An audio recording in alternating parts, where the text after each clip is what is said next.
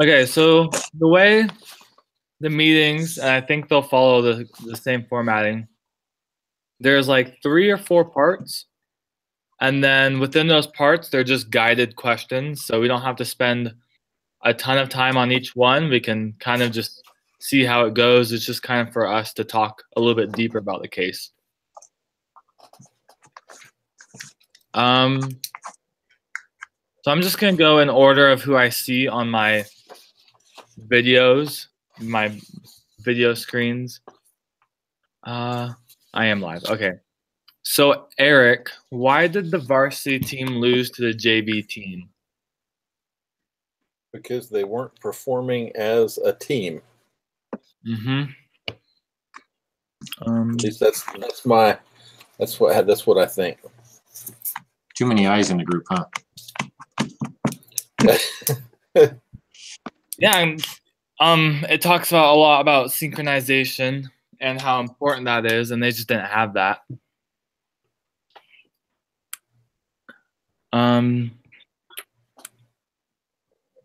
So the varsity team, they didn't get slower. Wait, I'm trying to remember now. I think I got this question wrong. The junior varsity didn't get any slower or any faster. The varsity team was getting slower. Yeah. Okay, so there's that conflict within the group, and it never really talks about what the conflict was. But what do we think that the conflict was within the group? Well, if you see the team meeting, yeah, which one first? You gonna go in line? For varsity, what was the conflict that was creating them to not be as fast?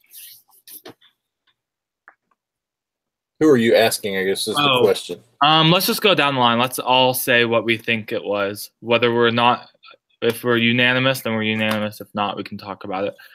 So Eric, what do you think the conflict was? Well, I think that if you look at the stages of team development,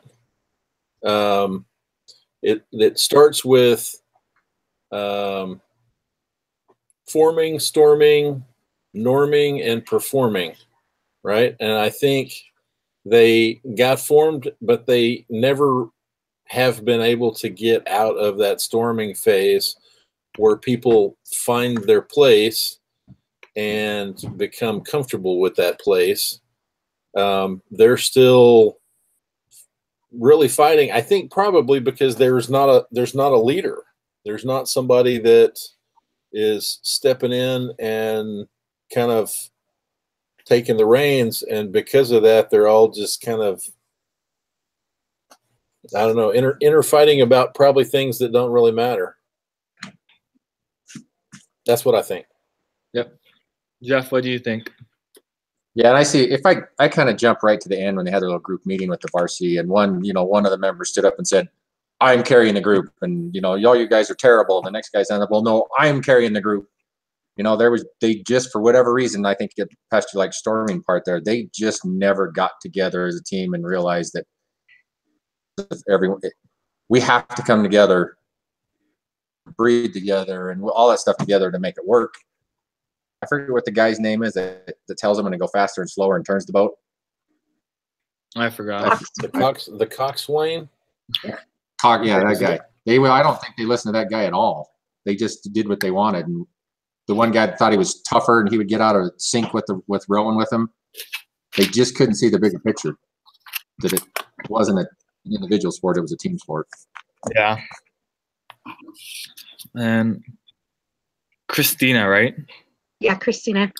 Yeah, I'm on the same page with you guys. Having watched my children in team sports and been reading through this, because boat stuff is not my thing, but having soccer players and stuff and watching one or two guys think that they are the top of the totem pole and it's all on their shoulders versus letting the other players play with them.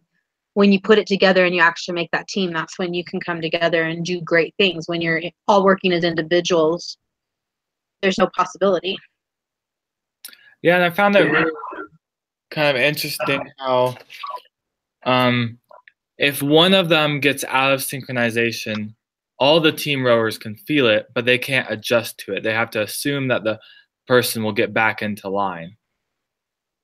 And so kind of what we've all been talking about, if you don't if you have those people that are trying to be the one-man team, whether intentionally or unintentionally, you just don't have that cohesiveness of the group because mentally y'all are all individual. Yeah, I guess you said what I was kind of thinking as you were talking, that, if you've got somebody carrying the team, he's going to be trying to pick it up when somebody drops it, right? Which is not what needs to happen. So anyway. Yeah, I mean, I don't know about you guys, but I learned a lot in this about rowing. I had no idea there was so much to rowing. But the videos, the way they work them out on the video, they work it. They are in shape. Yeah, I remember. I think it's in the Summer Olympics that they do rowing, and it's intense. I get worn out at scout camp just going around in the canoe with the boys trying to keep them straight, let alone a million miles an hour on that boat. That's why when you get in a kayak, you never want to get in a canoe again, for that very reason. Having that control in a kayak is just so nice. Yep. So scholars identify two types of team conflict. There's task conflict, so where people disagree about the task at hand. So for example, we'll have to do the doohickey problem, and if we disagree about what the expectations or what's asked of us, that's more of a task conflict. And then you have effective conflict, which is more interpersonal. So not saying that this will happen, and I don't think it will happen, but if me and Christina or me and Eric start having disagreements about who knows what, hopefully we do have disagreements, but hopefully we can be professional about it. But if we start getting personal, then it's going to affect the team in an interpersonal way, and that's an effective type of conflict versus a task conflict. So what type of conflict do we think is really going on in the rowing? I think we all understand it quite well, but again, we'll just go down the line and we'll see what everyone says. Does that mean I'm first? Yep. I would say this is interpersonal. Jeff, what do you think? Well, it almost has to be, because the fact when they were training, they were stronger and faster individually than they had ever been in the past. Their strengths and everything had ranked higher than any team they'd had in the past. So something to do with their individual. They just don't get along. The interpersonal side. I kind of agree that same way too. Christina? Well, and one other thing that the JV team had their saying, oh my gosh, I can't remember exactly what the saying was, but they were always saying the same thing, and it was nothing to lose. Nothing to lose. Thank you. I was like, I can't come up with what it is right now. I have to look it up. It's been a long day for me too. I've been teaching since 7 a.m. this morning, so I just barely got done. But yeah, no, this team didn't have that cohesiveness, and their comments weren't positive and let's put it all out there. They were very, I don't know, it's more of a self-centered type comment from when they were doing their team cheers and stuff versus being a team type thing, an encouragement type thing. You know what I thought was interesting in the whole thing was two of the very strongest rowers thought about themselves and they got kicked down to the JV team, but they worked with, somehow they fit in and worked with the JV team where the coach didn't think he could work, they could work with the varsity team. Somehow they figured it out, even though they tested wrong, but I don't know how that works, but just an interesting thought. It was also interesting that the JV guys didn't want to go up to the varsity boat. You know, they wanted to stay with their own, you know, group. Yeah, so that actually perfectly guides us into the next topic of discussion, which is about trust. So I thought, kind of along with you, Eric, I thought it was really interesting when the coach switched JV into varsity and varsity into JV, and they actually both did worse. Well, JV continued to do really well, but varsity did worse. And so, to me, when these canoes had been built, I mean, not canoes, these rowing teams had been built, JV had the whole like, oh, we're JV, we're really good and everything. I mean, varsity, my bad. And then JV didn't have that. JV was like, we're kind of the bottom 8 rowers, like, whatever. But JV got to build that trust. And so, Jeff, so when it came to the trust, when they put the JV into the varsity, what do you think happened to the trust when those JV members went into the varsity team? Well, I mean, I guess you can look at it anyways. I could take the example from my kids playing soccer, or basketball, or whatever. They look up to those varsity players and they see that they're a hot mess. They don't know what they're doing. They don't play together. The guys aren't, running the routes or doing whatever like you would on a regular. Are working together. They don't see that camaraderie, looking out for each other, and they don't want anything to do with that because they see their good group and how effective they are as their JV team. They like each other. They talk to each other. It's not, we're going to win type thing. We just don't care. We're going to go out and do the best we can. Yeah. I wouldn't want to do it.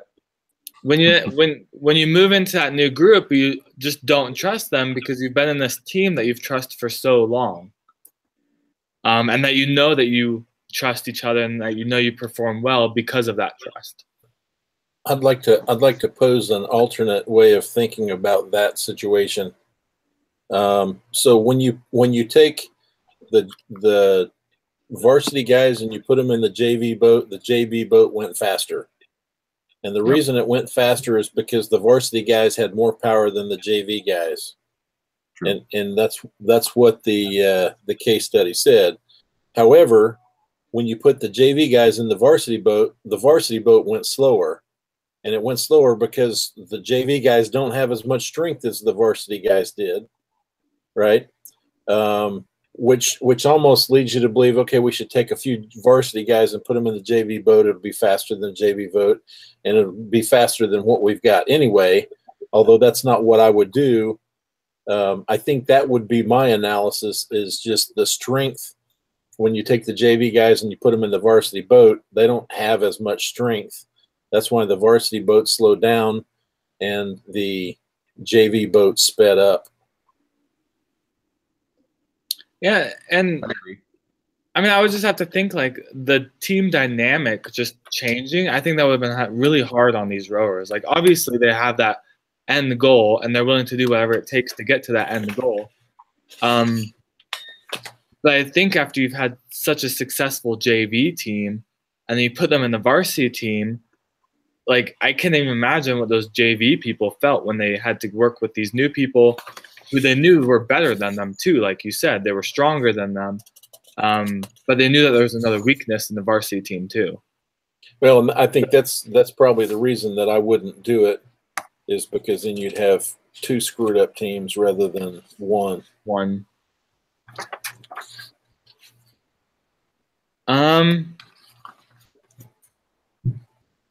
I have like 50 questions, so I'm like picking through which ones kind of can lead the best way.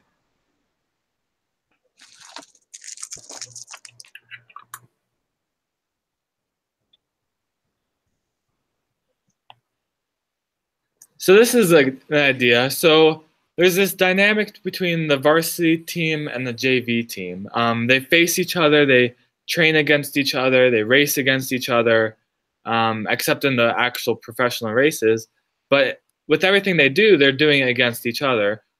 Christina, what do you think would happen if they only practiced alone? So they didn't have the pressure of varsity, or because JV was outperforming varsity didn't have the pressure of JV. Well, I think the JV guys wouldn't get any better, or wouldn't get much better. It would be a very slow process because they had that momentum to keep going against the varsity. As for the varsity team, they have to correct the problems within themselves. Like, that's their main reason behind not being as good as they're being. And I don't think that taking it to separate practices would correct any of their problems, to be honest with you. I think that it would have still impelled upon themselves because they don't get along. They don't know how to work as a team. And that's really where it comes down to. It's an attitude problem, I think. Does anyone else have any ideas about that? Can you repeat the question one more time? So typically, and I've experienced this, and the reading kind of experiences this. So in their trainings, they were training against each other. So the coach always compared them to each other. Right. What do you think would happen if varsity was only left to varsity and JV was only left to be compared with JV? Okay, so they didn't have that competition anymore. They didn't have that comparison. You know, when we watched the video had to do with your stroke, right? It had to do with their pace of stroke. And as long as you're on that pace, they do really well. I would say, though, that in most situations, I think competition is good, right? It gives you something to push against. I don't think that getting rid of competition is how to solve this problem. I think that it wouldn't give the JV guys something to challenge them, and I don't think it would necessarily do anything for the varsity either. I would have to agree with that too. Jeff, do you have anything to add? This is a little more of a personal one, but so back in the day, 10 years ago or whatever it was, my neighbor decided he's going to make me run. He says, "Oh, you're going to sign up, you're going to run a 5K with me, and then you're going to run this, and then you're going to run this." And he challenged me to run a marathon with him. And I eventually got there and ran one of them with him, but I would have never progressed and pushed myself on an individual basis the way I was pushed. So in this case, I think it's the same way. That JV team is, if they're looking at the right way and the coach can motivate them, that JV team is always going to be pushing the varsity team to be better. And at the same time as that varsity team is pushing to be better, and all they can do to push to keep with them, they just become better and better and better. It's telling you to stroke and do that kind of thing and try to keep your pace up. But if you know there's another boat coming up on you, you just know you got to push even harder. So I just think they need to stay together and push each other more. But got to get the varsity boat to get along first before they're going to get anywhere, really. But yeah, I think stay. Kind of to sum up, I don't think the problem is with the competition at all. We're all on the same page with that. It's varsity has an internal problem. It's not the competition, or it's not the fact that they're facing each other. Internal competition. Internal conflict. Yep. My bad. Well, I think they're internal competition because they all think that they're leading the team, which they're not. Right. So it kind of works both ways. All right. So I'm just going to review. So we have this situation with the rowing team. The coach leaves us 3 options of what to do. I'll reread them just so we know what the options are. And then there's a few questions just about, not necessarily about the what to do, but just about the whole process of going about what to do. And it'll make a little bit more sense.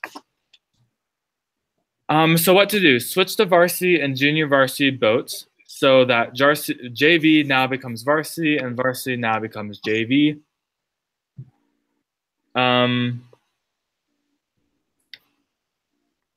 We can either switch individual boat members, kind of like how the coach had tried with switching JV up to varsity and varsity down with JV. Or he can intervene to improve the varsity's boat performance. Given that the varsity boat contained the strongest rowers, Coach P thought that maybe he can intervene to fix this problem before it gets any worse, or so that it can be better. So with those options, is there, and anyone can answer this question, is there any problem? Should Coach P have done anything differently sooner in the season? Do you think that there's any preventative measures or any warning signs that Coach P could have seen or done to prevent this from happening?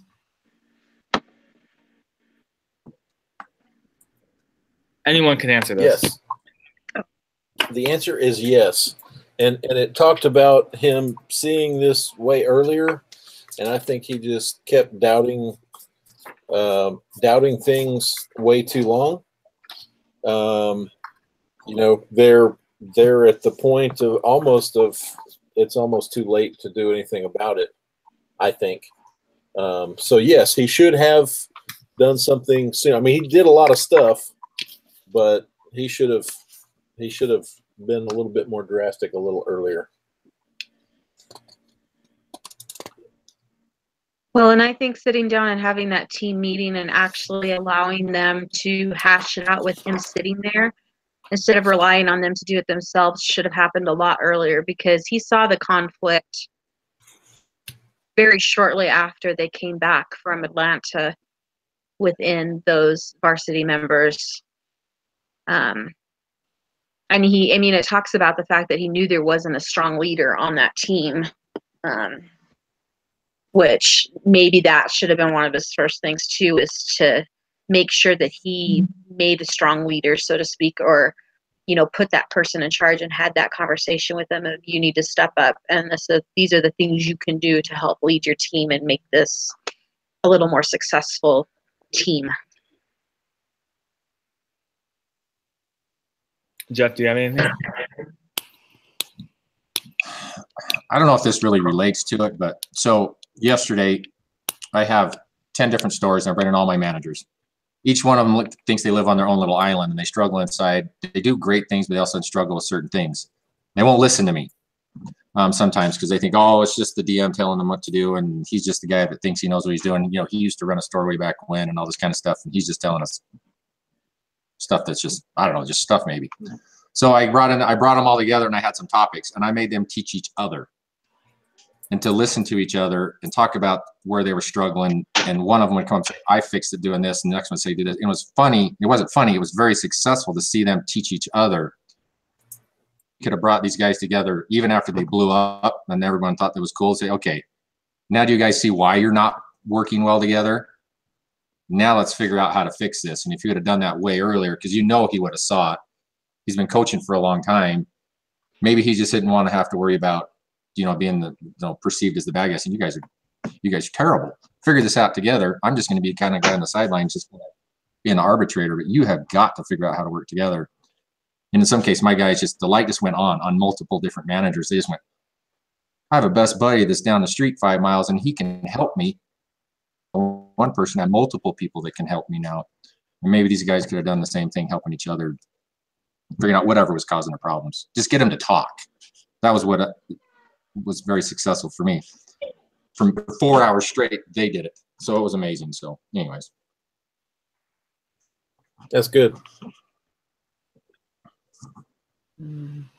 Yeah, I think kind of like how we've all said, he knew that there was something going on, but he kind of, I mean, he even says,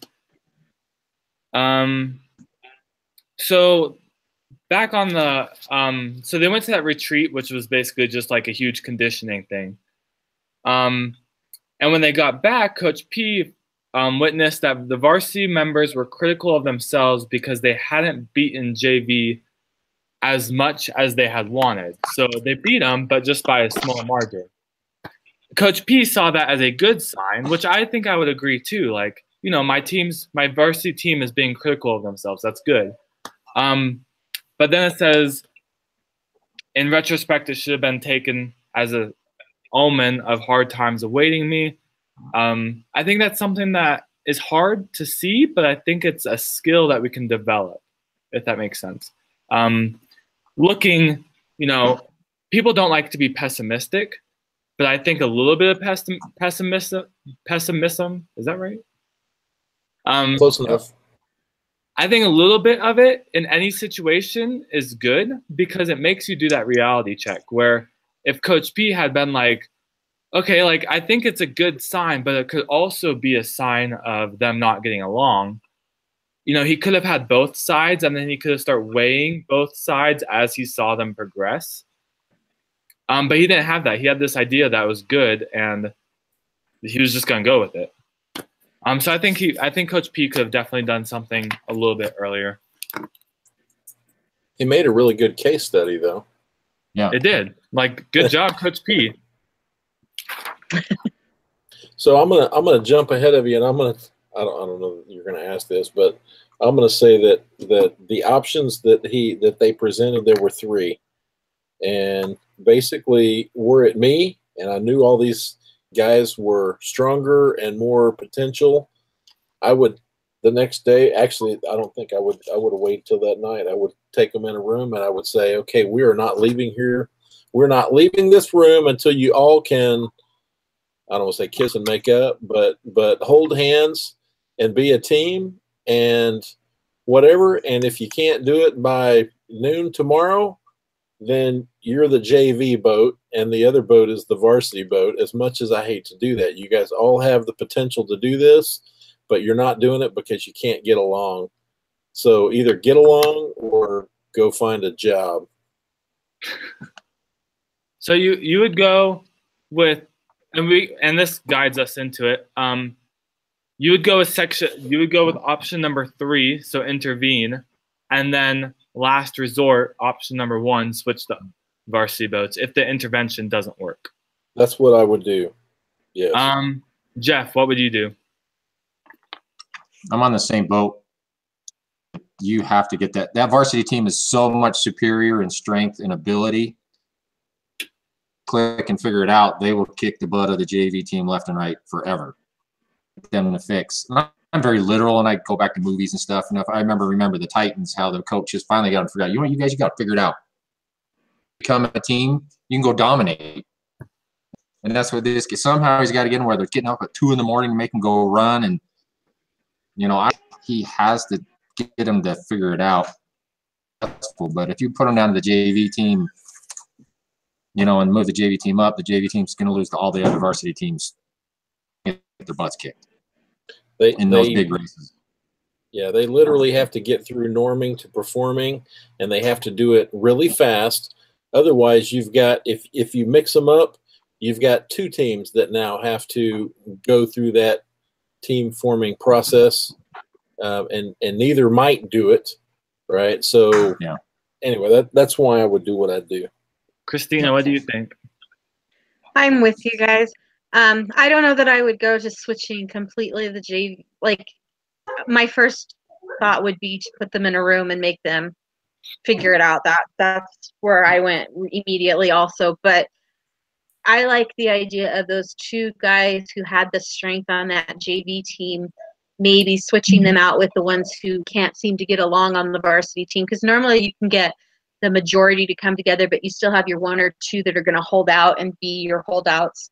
And then my last resort would be to switch them out with those guys and try to make it so that, it's not that you were in this JV boat because of, your strength. You were in this JV boat because you had something to learn. And now they have learned that lesson. They've seen what a team works like, and they could potentially help that varsity team come together more. But that would be my second resort. I would put the varsity team first, give them the chance. So you would say like intervene and then switch the groups? If some of them still couldn't get along, yeah. So switch team members or switch JV to V and V to Just team J? members. Okay. So switch out the ones because normally you'll have, so they're a group of 8. The norm for me when I'm dealing with groups of children and all those kinds of things and other teams is that you have somewhere between 5 and 6 that can make it happen, and you still have 1 or 2 that are holdouts and just can't get along and can't bring their head back to this is what I have to do. And so those are the ones you remove. You remove the problems, so to speak, and you switch them out with, strength from the other team. Hopefully would be where they would fit in the best. So I just want to let me say something. So you deal with children, and I deal with adult children, and I personally wouldn't punish the JV boat for what they've done good by messing with their team, whatever. And that's fine. It's a difference of opinion, and it's perfect. You've got good reasons. I just wouldn't do it. I would say the JV team, you guys earned it by generally outperforming the varsity team, and they can't get it together, so you guys get the stage. And that's me though. I am on the same boat with all of y'all.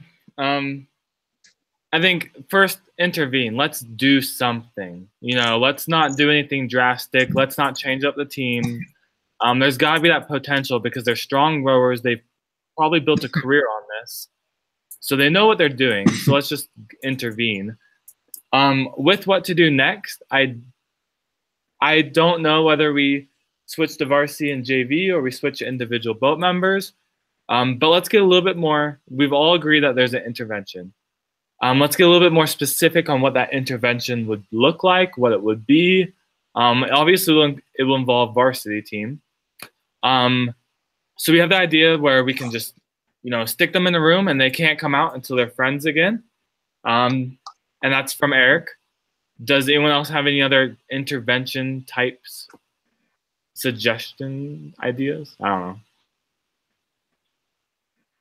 Well, one of the things that we've done intervening wise with some of the groups that I've worked with is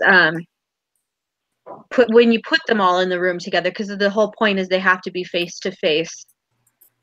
We've done posters or cards or something where everybody, it's not, you don't have to say a lot, but you need to find at least one good thing in each person that you admire, regardless of whether it be, you know, that they've got a nice smile, they, you know, something that you can look at positively, because you have to get that negativity turned around to something positive before you, for most people, it's a mindset thing, and they have to change that conflict in themselves of finding that one good positive thing, and then you can build on the positive, but it takes one starting thing, and just, it's a good way for member to see that, you know, I have these good qualities. These are the things that they see in me. So now how can I build on that and make more good qualities?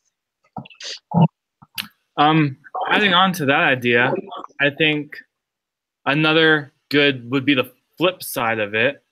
You know, there is this negativity. Let's just get it out. Kind of with like the hash it out, like stick them in a room. I like the positivity side, but I think let's get the negative out. Let's get what people's feelings are, and then let's turn it positive. I will be right back. I'm in a meeting room, and one of my coworkers is just going to come in and work and do homework, but I'll be right back. But keep on talking about this. I can hear everything. Okay.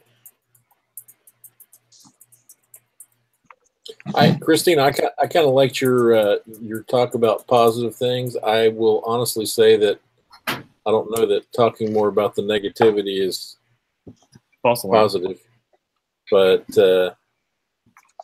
anyway, yeah, I can see the value in requiring them to look for the good. Well, it's kind of like that saying where, you know, you attract more flies with honey than with something that's, you know, oil or whatever. I can't remember the exact same, but it goes along with that same kind of stuff. If you can find that positive part, because my experience is focusing on the negative. This is my experience. I'm a mom of 5, and I've raised 2 teenage boys now, and so I've seen a lot of conflict within teams and groups of boys in particular. And when the teams that have concentrated on the negative and let them fight it out, I have found that the teams never gelled. Those teams never won. They never did well. They just kind of fell apart. And the kids to this day don't like each other. The teams where the coach was like, oh, wait, we're putting a stop to this, and started some of those things where they did the positive stuff and did the team building activities and did the, you know, trust activities and things like that, the team could gel by the end of the season. And they actually, I mean, now some of those kids are still really good friends years later. So I've seen both sides of it, and that's why I go with the positivity. Jeff, what do you think? Well, in the case, it talks about these guys when they reach a high. When they're racing, when they're going, they just reach a specific moment in time and space where they are just, there's nothing that can stop them. The energy that's in between them. Now, I've experienced that while running a marathon and such, or finishing a race. It is something you can't explain to anybody. It's something that you can do it if they've felt it before. These guys felt it. Somehow he's got to raise that to get them to understand how important it is and what that feeling is, and that you can only do that as a group. You can't do that as individuals. You know, I go back to, I have one of my sales guys that's over a bunch of the, anyways, he's the boss of all the sales guys. This guy, it's back in, I don't know, maybe in the late 70s, early 80s. This guy was blind. He had a best friend that helped him run a marathon and the whole way. And it's such an inspirational thing to see that happen. If you guys have seen the movie Facing the Giants, it's a football show kind of thing. You go on YouTube and watch it. The team is fighting. The number one player's giving up. He's just being ornery. He just doesn't. He's the guy that's the leader of the team, and he can't figure it out. So the coach sets him down and says, "You know what? This team will never succeed if you don't put forth all your effort." He puts a blindfold on the guy, makes him get down in a bear crawl, sticks one of the other guys on his back, and makes him crawl. And he challenges him to go further and further as he's crawling across the field. Whole field, and he drops, and you can't believe he made it that far. But the whole team just stood up and just saw the extreme effort that this kid was making, and they just followed him through the end. To get them somehow, to inspire them to get past, like you said, talk to positive things. These guys have felt that high on the boat before. He needs to get them to understand how important that is. It's the only way they're going to succeed. And once they can see that light, it's just again, experiencing it while in a race or crossing that finish line after 26 miles. I can't explain it. Maybe it's like giving birth to your child. I don't know. It's got to be such an amazing thing for a mom. But it's just something I can't explain to you. But the coach could, because he had probably felt it before and says, "You guys got to find that spot." You know, somehow he's got to just raise them. You just got to do it now. So anyways, that was a lot of sense. I think everyone has valid points. You know, do we do the negative, or do we just do like the hash it out, like fight it out? Do we do the positive? Do we focus on the positive side and making sure that everyone understands how good they contribute to the team? I see both, and then I like Jeff's idea of where, you know, we have to get them to recognize why they're kind of like take them back in a sense. Be like, look, you guys are a rowing team. You cannot succeed without that team. And they've all felt it. They're successful. You know, they wouldn't be on varsity. They wouldn't be rowing for a university team if they weren't successful rowers, even with the JV team. And so I keep on thinking back, like, I don't remember what class I learned it in. But you get them focused on a task that actually contributes to the team, not some just, you know, I don't want to say like HR group teammate things are dumb, but they kind of are. But you get them on a task that actually contributes. So I don't know what that would be. And I think through those tasks, you kind of hash out the negativity. You know, if you have a problem with someone, but you're working towards them, but you have a goal, you're going to hash out those negativities. And then at the same time, if your team wins, or in a sense, this doesn't make any sense, but if you break up JV into two teams, and you each create an objective that helps the overall team, like, you know, let's go build this cabin that we're gonna build as a and that we're gonna use as the rowing team's cabin or something, you know, not necessarily that drastic. And then you give awards for the two teams that get to certain points and stuff like that. They're gonna hash it out within each other because they're gonna have to go through the storming phase as a small group, but they'll also be able to see the positivity in each group because they'll accomplish these mini goals and these mini tasks. And then you bring them all back together, and yes, they'll be in two separate teams at that point, but they'll kind of have hashed it out. I don't know if any of that makes sense. I really don't.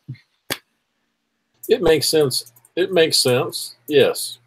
And so I think anyone, we could go on forever about which solution do we go with, but we won't, because I think we all want to kind of go to bed. So I actually have the solution of what he did. It actually made CNN money. I don't know why money, but so Coach P, one day Coach P lined up the varsity crew in 4 pairs. so against each other. He told them that they were to wrestle, no punching for 90 seconds. There were no clear winners. Each man was discovering that his opponent was just as strong and determined as he was. Coach P then had them change opponents and wrestle again. By the third round, they were choosing their own opponents. One guy would point at another and say, "You," Coach P says. Finally, one of the rowers started laughing, and they all piled into a general brawl. Eventually, someone said, "Coach, can we go row now?" From then on, the varsity boat flew. You probably can't order members of an executive team to wrestle, which would be kind of cool to see, actually. Tempting though it may be, but bringing tensions out into the open and then resolving them is one of the team leader's most important jobs. So kind of like Christina, Eric, and Jeff all said, through this, while manly it may be, through this fighting, they actually got to see the positivity because everyone else saw that there were no clear winners. They were each equal in their strength, in their endurance, in their wrestling abilities. And because they had that focused goal that kind of Jeff was talking about, they got to be to this overall consensus, like, what are we fighting about? Like, we're all equal. And I think you have to have that reflection side, though. You can't just have them wrestle and then not have the reflection side. But I think the key came in when everyone else was watching the two wrestle. So what are your guys' thoughts about how he solved this? Yes. Being a woman, I wouldn't have done it that way, but that's my personal take on things. Rowing manly things. I was gonna say, being a woman, it's hard for me to, because I don't think in physical terms and doing things in physical terms. That's not where my brain goes as a woman. How old are your teenage boys? I have an 18-year-old, a 17-year-old. They're boys. And then I have a 13-year-old daughter, and then I have an 8-year-old son and a 7-year-old daughter. Yeah, boys like to wrestle. Well, and my second oldest right now is on the wrestling team. He's a senior this year. So when you talk about that wrestling it out and stuff, I can see that now as a boy thing. It's just not where, like I said, me being a woman, that's not what my brain goes to is physical activity. You couldn't wrestle. Like, this was specific to the sport and to sports. Right. But it's the idea that's there. Eric, what do you think about it? I think that effectively got to the solution. I think that was probably a little bit more organized way to get there than I would have gone. I think that probably forced that action to take place. But I guess I didn't think of that. I would have just locked them in a room and said, you got until this point in time to work this out, or you're now JV boat and you stay home and the other team goes to the show. Yeah, I think the coach effectively got his results in 10 minutes.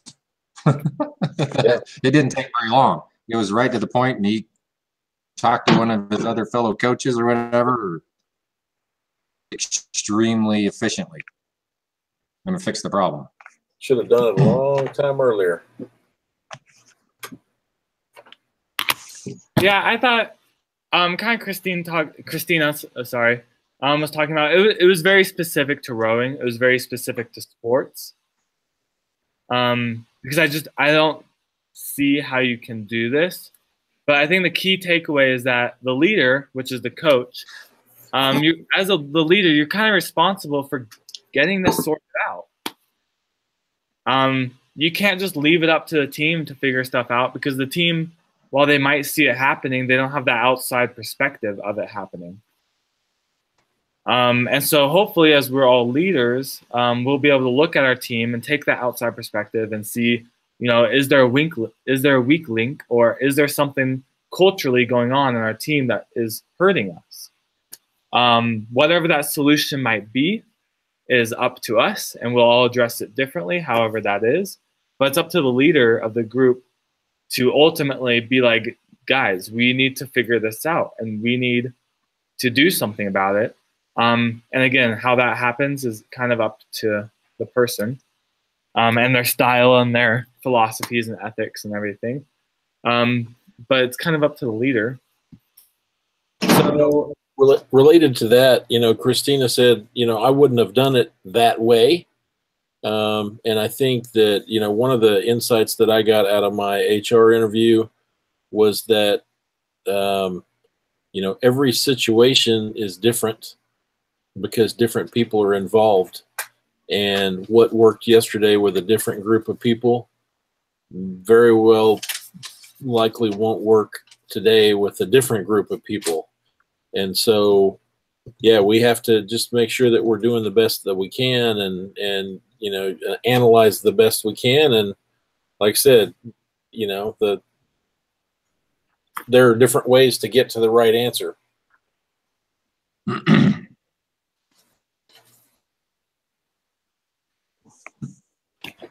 I like that, especially with the change in people. If Christina is working with young adults, she's going to address that completely different than if she's working with executives that are all about 50 or 60 years old. And I'm in college, so if I'm working with college students, I'm going to address it a whole different way than when I'm in the workforce.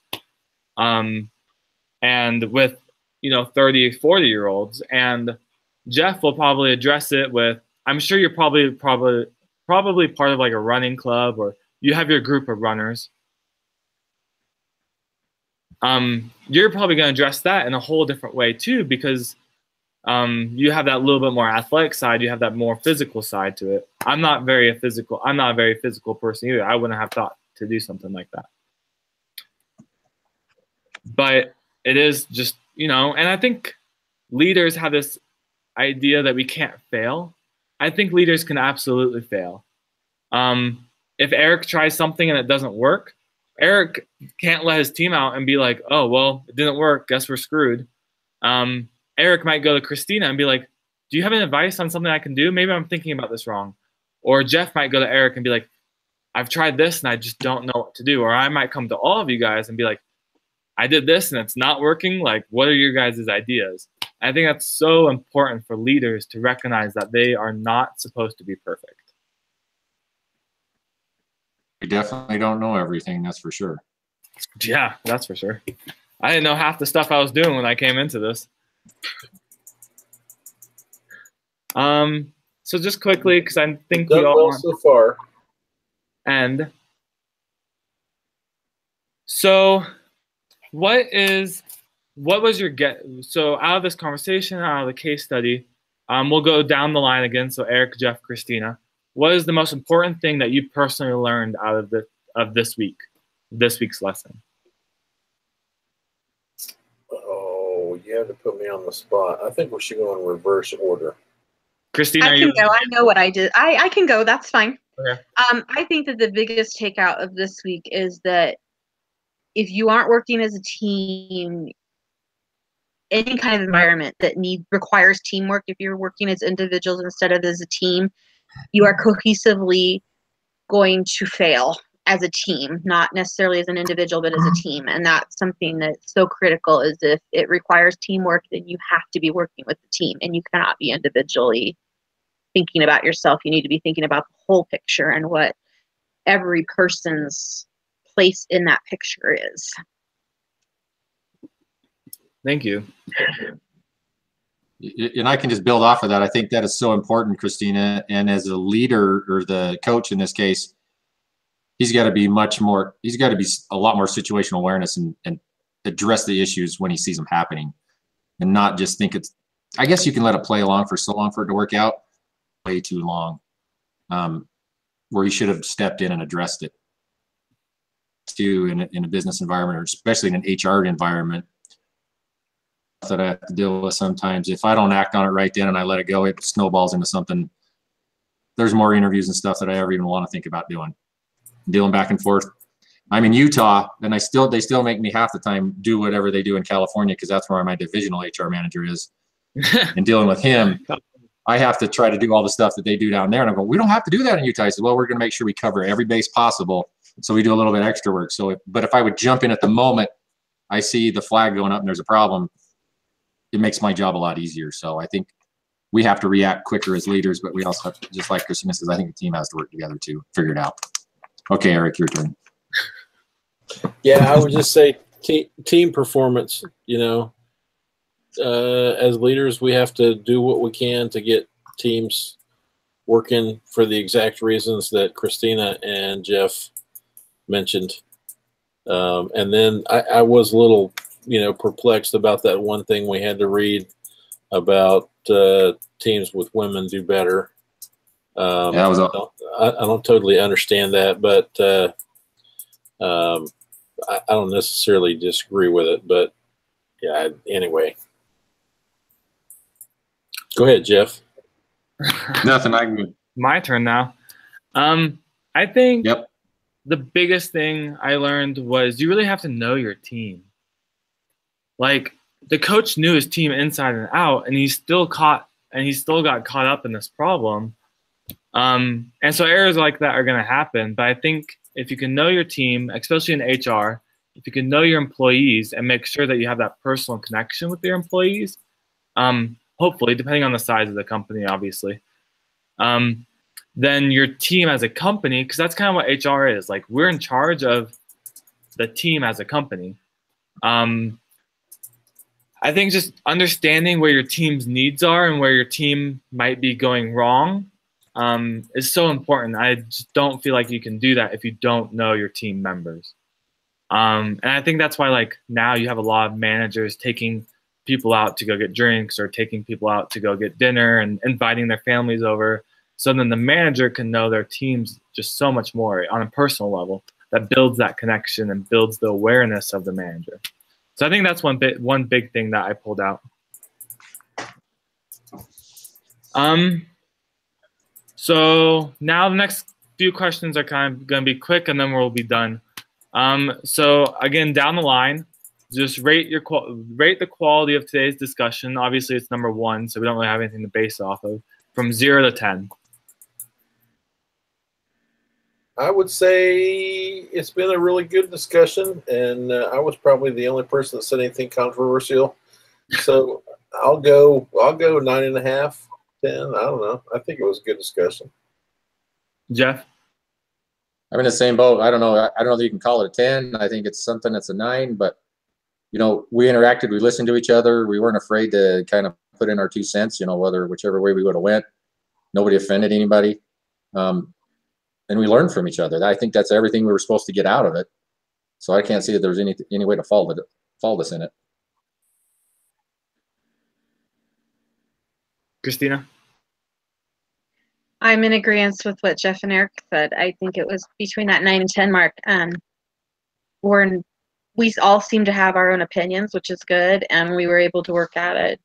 You know, all state our own opinions without somebody coming and glued at us or telling us that we were wrong. So that, to me, is working cohesively as a team. We're listening and working off of each other.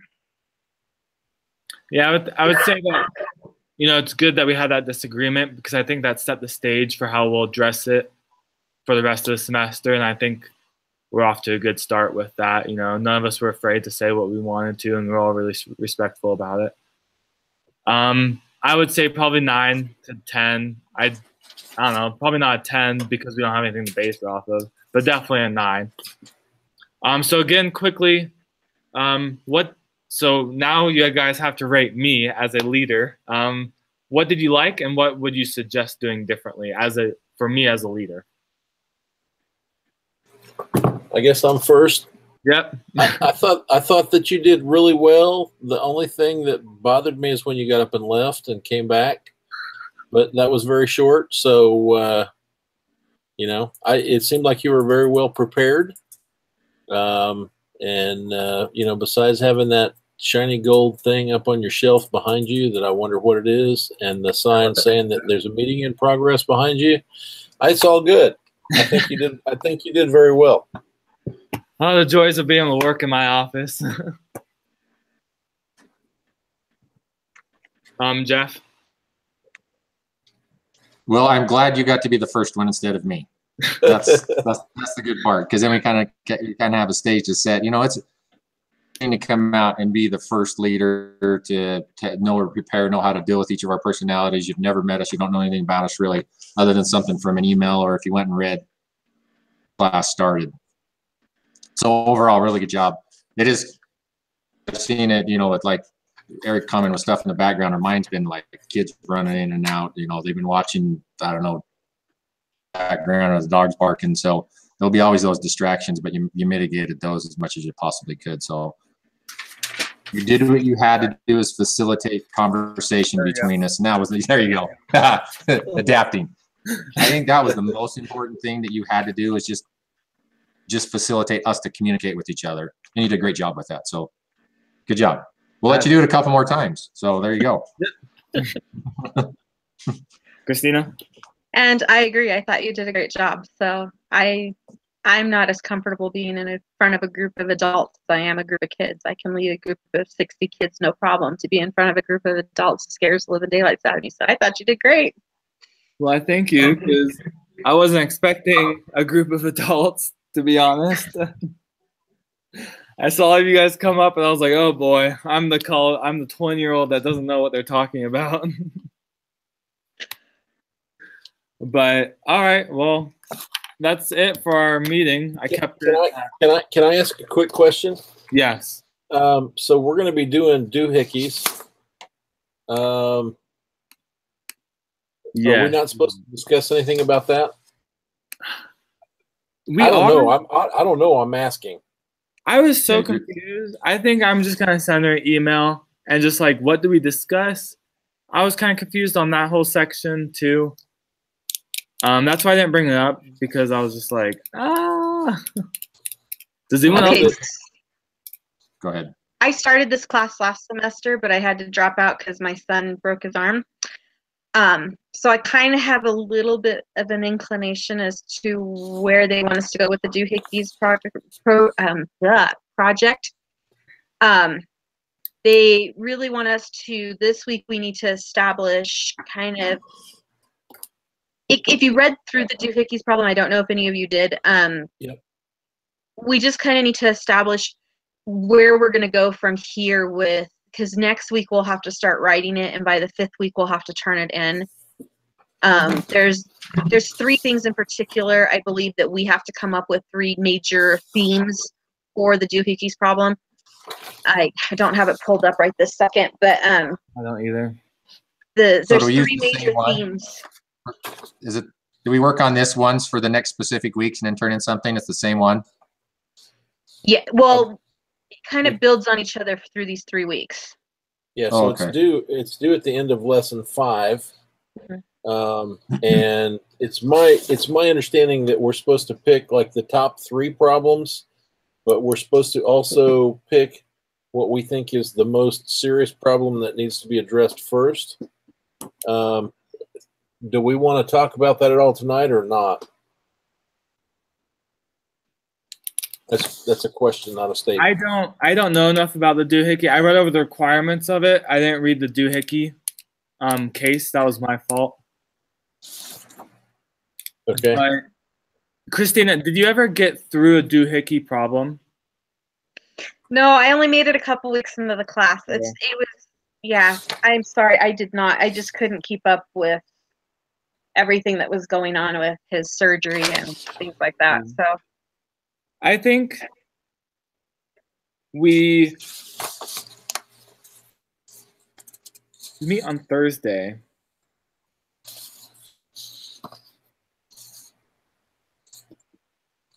I'm trying to think.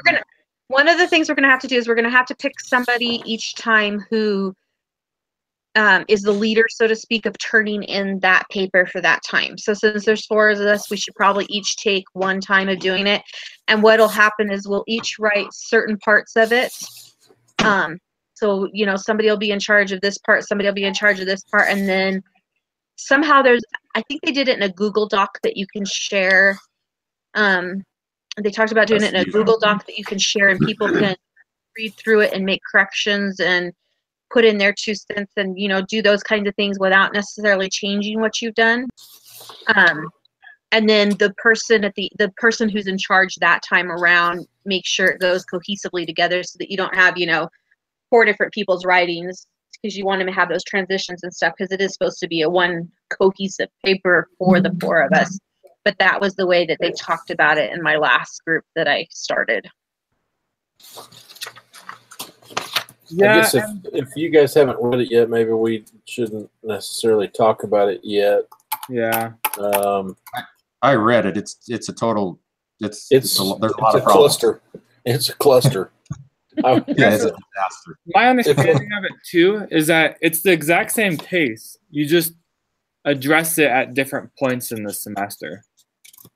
Right. I think you have to pick your biggest problems first, and you address those, and then you probably. My guess is then you would go to the next ones and the next ones. Yeah. I literally wrote a page and a half of problems that I saw, and I guess what I thought was the biggest problem or the most immediate problem is the sexual harassment that's taking place.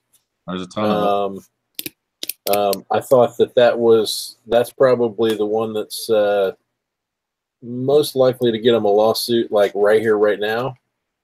But anyway, I guess we can,